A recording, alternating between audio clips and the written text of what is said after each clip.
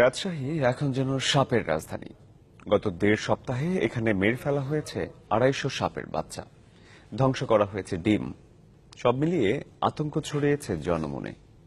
বিশেষজ্ঞরা বলছেন, অধিকাংশ সাপ বিষাক্ত না হলেও এই আতঙ্ক থেকেই মানুষ যেকোনো সাপ দেখা মাত্রই মেরে ফেলছে। সাপ উদ্ধার ও প্রকৃতিতে পুনর্বাসনে সরকারের তরফে তেমন কোনো উদ্যোগ না থাকলেও রাজশাহীর পবায় গড়ে তোলা হয়েছে সাপ উদ্ধার ও সংরক্ষণ কেন্দ্র। আবরার শাহীর রিপোর্ট, ছবি তুলেছেন আখতারুজ্জামান লেলিন। রাজশাহী অঞ্চলে এখন আতঙ্কের নাম গোখরা সাপের বাচ্চা। গেল ১.৫ সপ্তাহে শুধু রাজশাহী জেলাতেই মেরে ফেলা হয়েছে অন্তত ২৫০ সাপের বাচ্চা, নষ্ট করা হয়েছে প্রায় ১৫০ ডিম। ঘটনার শুরু ৪ জুলাই। নগরীর উপকণ্ঠে বুধপাড়া এলাকায় একটি মাটির বাড়ির শোবার ঘরে পাওয়া যায় ২৮টি সাপের বাচ্চা।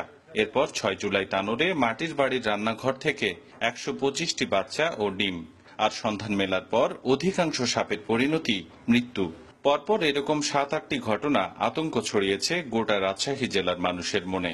যতই অ্যাসিড দিই, যত কিছু করি, তারপরেও মনে করেন আমাদের ভয় যাচ্ছে না। ওই মুরগির বাচ্চা আছে, তখন দেখলো সাপ টাপ ঢুকেছে, তখন আমরা লাঠির সুতা দিয়ে মেরেছি।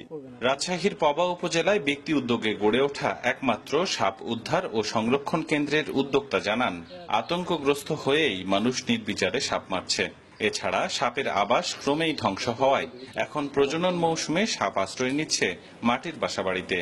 অবশ্যই চাইবো যে সাপ প্রকৃতিতে বেঁচে থাকুক এবং সংশ্লিষ্ট যে মন্ত্রণালয় আছে, বন পরিবেশ মন্ত্রণালয়, তাদের কাছে অনুরোধ করব ভবিষ্যতে যে সাপগুলো উদ্ধার করা হবে সেগুলোকে যেন আবার বনে সংরক্ষণ করা সম্ভব হয়। বিশেষজ্ঞরা বলছেন, সাপ উদ্ধারে সরকারের কোনো উদ্যোগ নেই। এখনই সাপের জন্য বিশেষায়িত কোনো অভয়ারণ্য এবং পর্যাপ্ত উদ্ধার কর্মী তৈরি না করা গেলে ভবিষ্যতে এই সাপগুলো আর পাওয়াই যাবে না।